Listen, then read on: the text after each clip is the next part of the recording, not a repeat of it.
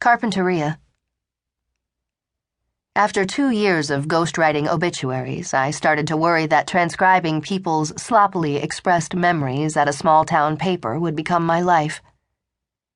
In my calm moments, I told myself to accept the job as enough.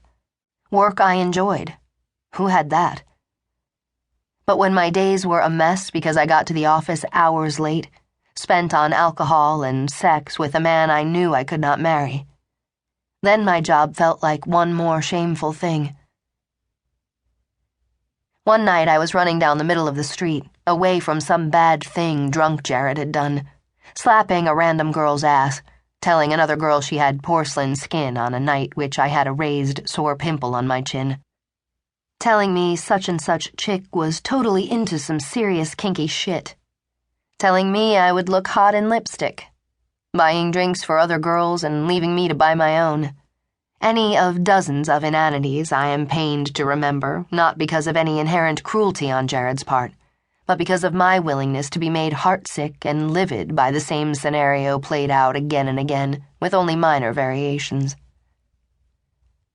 I planted my high-heel sandals in one square of yellow after another. I turned back and saw that Jared was no longer following me. He was bumming a cigarette from a woman on the sidewalk. Her earrings glittered against her long neck.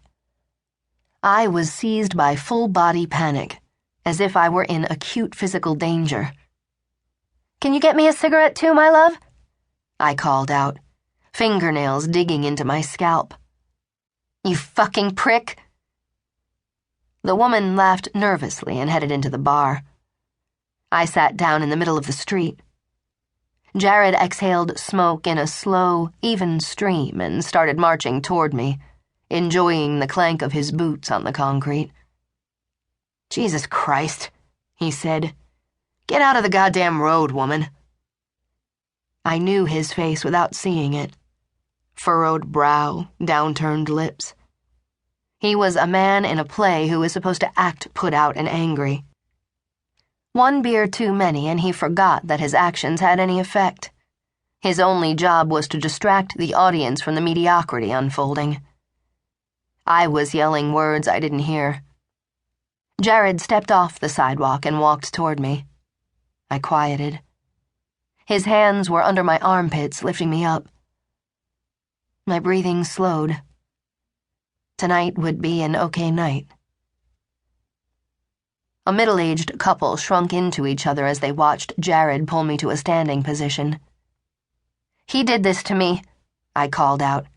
"He made me this way."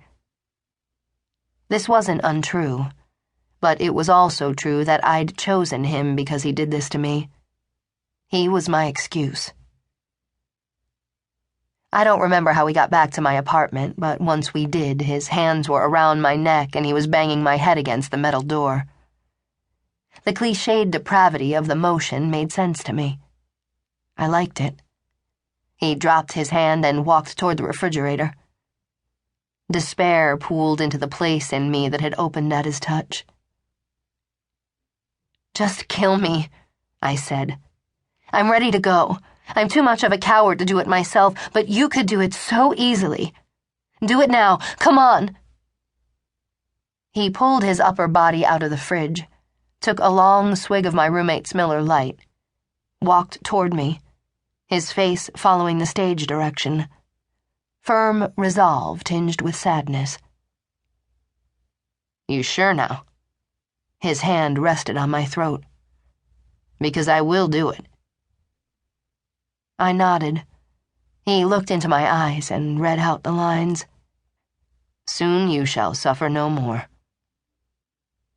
He tightened his grip.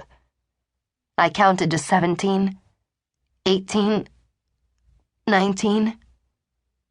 My hands flew to his. I clawed at his wrist. He let go, walked back to his beer. "I'm serious." I stamped one foot. "I want you to do it." "Later," he said, and belched so loudly and for so long that we both burst out laughing. On the mornings after our bad nights, I would wake up wet and swollen between my legs, my body begging us to fuck